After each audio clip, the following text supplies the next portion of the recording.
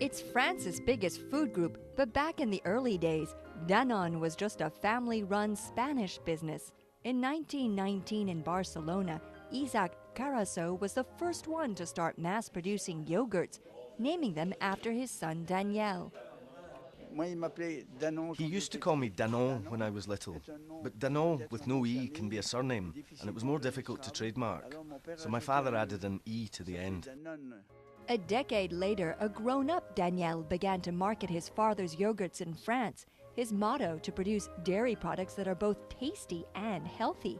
Danone products were actually sold in pharmacies first, before hitting the cheese shops. Carasso expanded the Danone dairy business into the U.S. after emigrating during World War II.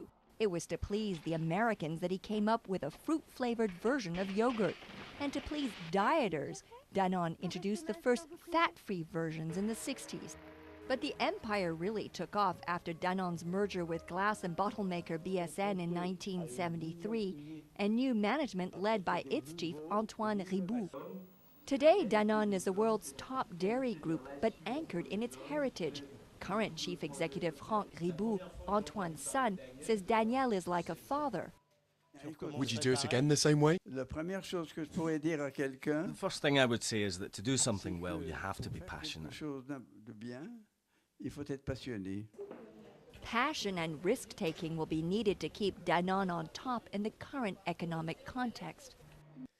If it's the crisis everywhere, then let's go, let's take risks. We have the right to make mistakes. Nobody's going to blame us for it.